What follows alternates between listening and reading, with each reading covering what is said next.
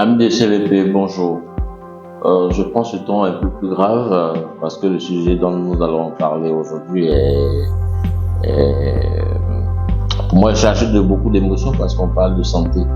Et tout ce qui a trait à la santé mérite un intérêt particulier et certain. On reçoit pour nous, amis de CVP et pour vous, un jeune homme du nom d'André Adou. Le titre de son ouvrage, Dialyser, ce n'est pas la fin. C'est une œuvre autobiographique. Il raconte son parcours de jeune étudiant qu'il était en Tunisie. Il fait la maladie, il rentre au pays et il s'ensuit pas mal de choses. Pour en savoir un peu plus sur lui, nous l'avons reçu sur le plateau de CVP pour échanger de cette pathologie, cette maladie. Son expérience va forcément vous aider. Cette expérience va aussi aider pas mal de personnes qui sont dans l'ignorance. Déjà, je vous invite à vous procurer cet ouvrage, le lire, le comprendre et puis le pratiquer.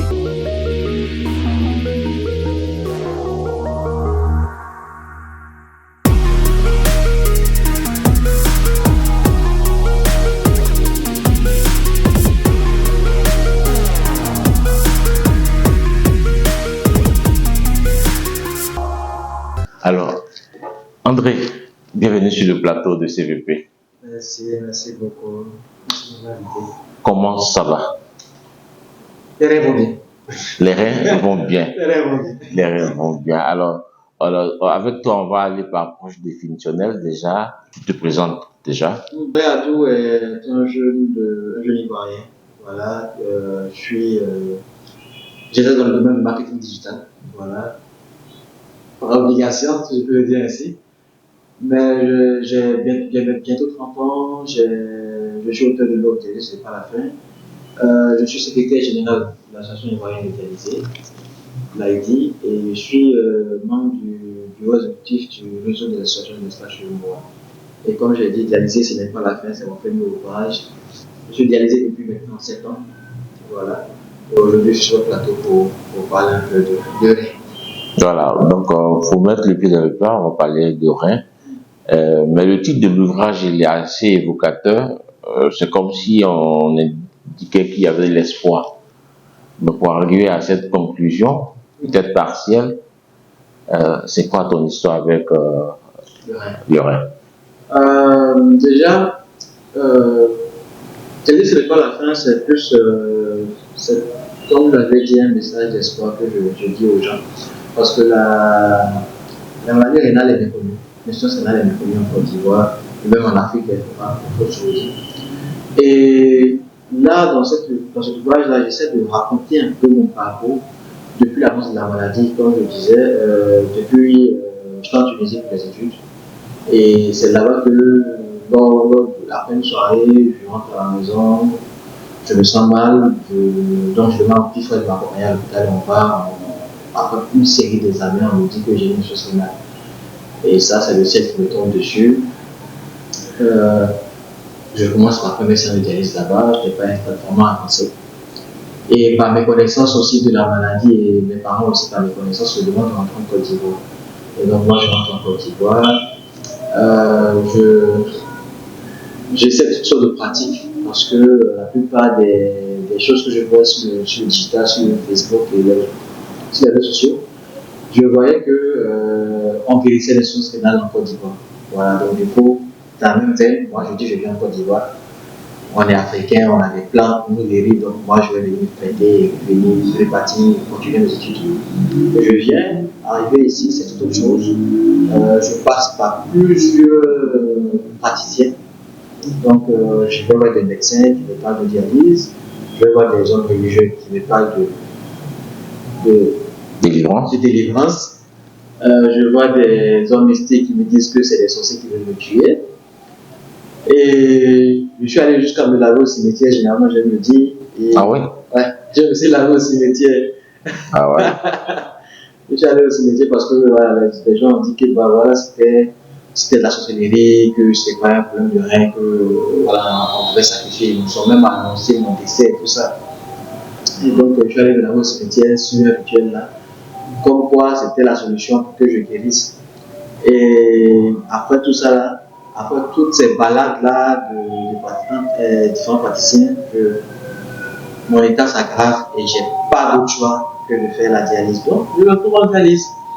Et arriver en dialyse aussi, c'est toute une autre histoire. Voilà, c'est difficile déjà parce que lorsque je rentre en dialyse, il faut me poser un abord vasculaire. On appelle un cathéter. Généralement, la plupart des personnes qui rentrent en dialyse en ont besoin. Parce qu'on vient généralement dans un état assez piteux, un état assez grave. Donc, dans l'urgence, pour faire la dialyse, on te pose un cathéter. Le cathéter, on te le pose pour que tu puisses faire la séance de dialyse. Et j'ai posé mon cathéter qui coûtait vraiment cher à l'époque. Et j'ai commencé ma dialyse comme ça. J'étais en clinique. À l'époque, la séance de dialyse coûtait 80 000 francs la séance. D'accord. Il me fallait 2 séances par semaine minimum. Et donc, je payais environ 160 000 francs chaque semaine pour ma dialyse. Et j'ai fait 7 mois dans ça, avant d'avoir une prise en charge. Justement, avant la prise en charge, ces 2 séances qui coûtent combien? 160 000 francs. Déjà, on était étudiant en Tunisie, on rentre, on ne travaille pas tout de suite. Grâce à Dieu, mes parents m'ont dit ça allait vraiment. Mais c'était chaud. Même depuis la Tunisie, moi j'avais commencé à lancer un business, j'avais un petit business là-bas. Ça va, ça a fini mes études, ça a fini mes économies. Mes économies là-bas. Arrivé ici aussi, les parents aussi, comme les 160 000 francs, c'est pas donné. C'est pas donné, donc du coup, chaque fois, il faut faire des examens, il faut payer les 160 000 par semaine, il faut faire des radios. À un moment, on n'avait plus de pain, parce que principalement, c'est ma maman qui m'aidait. Il y avait mon beau-père qui aidait, franchement. Et après, ma maman était vraiment épuisée parce qu'elle a tout vendu, elle avait des places dans des marchés, elle a tout vendu, tous ses pains, elle a tout vendu. Il y avait nos amis qui essayaient d'aider, très franchement, les amis qui essayaient d'envoyer de l'argent depuis l'extérieur. Même ça ne suffisait pas, on n'arrivait pas à joindre les deux bouts. Et puis encore, il y a mon petit frère aussi que j'ai aidé à venir en Tunisie, qui est resté là-bas quand moi je suis rentré, qui a eu un accident aussi après moi, qui est tombé dans le coma. Il était dans le coma, qui était là-bas pendant que ma maman se décassait ici. On nous informe que mon petit frère était. Donc, elle avait 2 charges, elle avait 2 garçons. Et ces 2 garçons étaient entre la vie et la mort, si on peut le dire ainsi. Donc, c'était vraiment difficile. Les parents, ils ont tout perdu.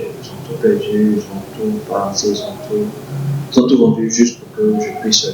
C'est pour ça que dans la quête de solutions ou de guérison, tu es passé de praticien féticheur jusqu'à le cimetière. J'ai eu des gens qui viennent, qui disent qu'ils soignent avec le soleil. J'ai eu toutes sortes de praticiens qui sont venus. J'ai eu des gens qui disent tu donnes 500 000 francs, on va le soigner. Tu vas même voir des hommes religieux qui te disent donne tel montant, on va prier ou on va faire des choses pour que le gars guérisse. On a eu tellement de choses. Mais après, on peut en vouloir aux gens. Il y a un parent qui voit son enfant comme le mari. Il écoute n'importe qui. Voilà, il écoute n'importe qui. C'est vraiment dommage, mais après, il fallait que je passe par là aussi. Je me dis ça aussi. D'accord, alors donc, la prise en charge. Quel est le protocole pour obtenir la prise en charge? Alors, pour obtenir la prise en charge, il faut se rendre au CNPT, c'est le centre public, si vous voulez, c'est l'organisme lequel est dédié pour la prise en charge des personnes sous dialyse. Donc, c'est le Centre national de prévention et de traitement de l'insuffisance rénale, le CNPT. Le siège est au Chimokodi. Voilà, ceux qui connaissent le Chimokodi, c'est derrière l'Institut Pasteur, derrière le SAMU. Là, le siège. Et pour avoir une prise en charge, il faut avoir un rapport médical fait par un néphrologue. Pour ceux qui ne savent pas, c'est qui est un néphrologue? Un néphrologue, c'est le médecin spécialiste du rein. Donc, c'est le néphrologue qui va faire un rapport médical pour dire que vous avez une insuffisance rénale et que vous avez besoin de faire des dialyses. Et donc, vous avez ce rapport médical à faire un test de votre état de santé. Vous joignez à ce rapport médical-là une photographie de la pièce du patient et vous allez l'inscrire au centre public, au CNPT, au siège. Et c'est gratuit. C'est gratuit. Mais le constat, c'est qu'il y a très peu de sang pour beaucoup de patients. Et j'aime dire que le cas le plus réel, là, il faut le dire, On est assez il faut vite. que quelqu'un meure pour que tu aies une prise en charge. Ça, c'est le cas le premier. Attends, reprends ça s'il te plaît. Il faut quoi? Quelqu'un meurt pour qu'on ait une prise en charge. Parce que les deux autres cas sont des cas rares. Les autres cas sont, il faut qu'on ouvre un centre de dialyse pour que ceux qui sont sur la liste d'attente aient une place au public. L'autre cas, soit quelqu'un guérit, soit quelqu'un voyage dans un autre pays, une place se libère. Sinon, le vrai cas, il faut que quelqu'un meure pour qu'une place se libère pour une nouvelle personne. C'est pathétique. C'est triste, mais c'est le constat. C'est le constat. Et c'est plus de 200 patients qui attendent. On a environ 12 à 13 centres de dialyse. Je pense qu'il y a. Sur l'étendue, hein, Les centres publics. Centre public. Voilà, Ok. qui sont les centres de CNPT, comme je disais. Il y a à Djamé, le centre d'Adjamé, à l'hôpital général d'Adjamé, il y a le centre de Chulipo qui est fermé, il y a un centre là-bas. Le CHU de Crècheville, le CHU dit qu'il y a son centre de dialyse. Il y a l'hôpital d'Atouban, qui a un centre de dialyse. Il y a récemment Makori qui a son centre de dialyse. On a à Boisseau qui a un centre de dialyse, à Zobé qui a un centre de dialyse. On a Yamsokoro, Boaké, Kourogo, Gagnoua, Man. Et récemment, il y a Daloa qui a ouvert son centre de dialyse. Donc, pour plus de 20 millions d'habitants. Ça veut dire qu'il y a beaucoup de cas de. Oui, il y a beaucoup de cas de sources rénales. Je ne peux pas donner le taux de prévalence, très franchement, il faudrait qu'un spécialiste pour donner des chiffres. Mais il y a plusieurs patients. Ceux qui sont pris en charge par le CNPT sont environ 1200, 1300 patients. Je vous dis que ceux qui sont dehors, peu de ceux qui sont pris en charge. Bon. C'est alarmant. Alors, comment on diagnostique ou on a les premiers signes de cette maladie? Alors, les signes de la maladie sont assez. Ce sont des choses, je dirais, des trucs anodins. Parce que le rein est un organe qui se surpasse. Le rein est un organe qui se surpasse. Je faisais une comparaison il n'y a pas longtemps. Du fait que le corps emploie le rein pour travailler pour lui. On va essayer de faire une comparaison rapide. Vous avez des maçons sur un chantier qui doivent lever un sac de 50 kg. Vous avez 10 maçons. Les 10 maçons doivent lever le sac de 50 kg. Vous voyez que soulever 50 kg étant 10 personnes, c'est facile. Pour ces maçons. Voilà, pour 10 maçons. Donc, plus le nombre de maçons baisse, plus l'effort se fait. On peut soulever ça de 50 kg, mais difficilement. C'est le même principe pour le rein. Lorsque le rein commence à être défectueux, défaillant si vous voulez, il travaille, il continue de travailler. Il continue de travailler, il travaille. Et c'est lorsqu'il n'arrive pas à travailler qu'on sent maintenant les vrais signes de la maladie. Généralement, on appelle ça des complications de la maladie. Donc, généralement, ces signes-là, vous avez les pieds qui s'enflent, le visage qui s'enfle, on appelle ça des œdèmes. Voilà, le corps qui s'enfle parce qu'on a une rétention d'eau. On a l'urine qui mousse, c'est des symptômes qui sont là. On a des crises de gouttes. On est beaucoup anémié. Voilà. On est beaucoup essoufflé. L'anémie va avec l'effort physique. On est fatigué. Le moins d'effort est difficile pour nous. On a ce qu'on appelle des remontées. Voilà, parce que le sang, si vous voulez, le sang devient sale. Donc le rein. C'est de la gastrite. C'est le sang, c'est au niveau des gars du système gastrique, mais ça va plus loin que ça. C'est un peu comme c'est comme vous avez une sensation de malheur, vous avez une mauvaise purification au sein de l'organisme. D'accord. Il y a une mauvaise haleine qui vient, mais une odeur qui n'est pas une mauvaise haleine. Vous sentez qu'il y a quelque chose de. Voilà, c'est vraiment le sang qui vient, ça, parce que tous les déchets s'accumulent dans le sang, vu que le rein n'arrive plus à bien filtrer. Donc, on va bien ça. Voilà. Et puis, il y a, comme je disais, il y a les démangeaisons, il y a les crises de bouche. Voilà. Et ces symptômes qui sont un peu les symptômes, en fonction des pathologies qu'on a. On a d'autres. Celui qui est un peu vénal qui va sentir un malaise au niveau de sa trachée urinaire. Voilà. Et voilà, ça dépend des mots. Celui qui a, comme on appelle, qui a une production énergie pour sentir des problèmes au niveau de son ventre. Donc, ça dépend de chacun. Mais généralement, les signes les plus simples sont vomissement, perte d'appétit, manque de sommeil, comme on appelle ça, enflement, genre édème, voilà, et puis bon, voilà, comme on appelle ça, perte d'appétit, anémie, anémie sévère surtout. Mais comme c'est un mal assez silencieux. Au moment où on s'en rend compte, c'est déjà tard. C'est déjà tard, c'est un tueur silencieux. Comme je dis, le vrai, il se surpasse, et quand il se surpasse, lui, on ne sent rien. Parce que même quand il est défaillant, il travaille. D'ailleurs, on vit avec un seul rein. Donc imaginez aussi, vous avez des reins qui sont défaillants. Lors des examens, on voit que certaines valeurs sont élevées. C'est-à-dire, regardant, vous faites des bilans réguliers. Voilà, est-ce qu'on dépiste Oui, il y a le CNPT qui est très bon pour ça. Il fait des dépistages généralement. Mais pour dépister la maladie, il faut avoir des examens. Un examen bilan sanguin qui cherche à avoir des marqueurs, la créatine et l'urée. À certaines valeurs, à certains taux, ça donne un signe que le rein a un problème. Voilà. Et il y a un test, un examen d'urine aussi. Lorsqu'on retrouve des protéines dans l'urine, on ne doit pas retrouver des protéines dans l'urine. Donc, du coup, lorsqu'on trouve des protéines dans l'urine, c'est que le rein a un problème. Donc, il y a deux types d'examens, le bilan sanguin et le test d'urine.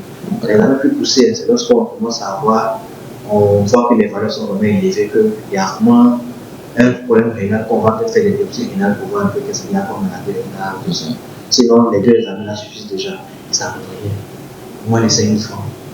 Voilà, moins de 5 000 francs, ça coûte rien. Les créates, pour le CNPT. Est-ce que ce dépistage, il peut se faire dans tous les centres hospitaliers ou... Ça se fait partout. C'est seulement de dire à son médecin généraliste de mettre, dire seulement je vais faire un examen pour voir si ma fonction rénale est bonne. Okay. Donc là, j'étais jeune, l'urée créatine, je ne savais pas demander qu'on mette l'urée et de la créatine dedans.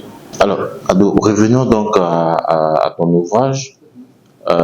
Dialyser, ce n'est pas la fin. Je crois qu'il est quand même volumineux. Hein. Il y avait beaucoup à dire. Il y avait beaucoup à dire. Est-ce que tu peux le résumer pour ceux qui nous suivent? Alors, dialyser, ce n'est pas la fin. Je pense que j'ai fait un petit débouche pour l'histoire. Je suis en Tunisie à l'âge de 6 ans pour les études. Et un soir, je me sens pas bien. Les semaines précédentes, voilà, j'avais des malaises, mais bon, je ne savais pas que c'était une maladie.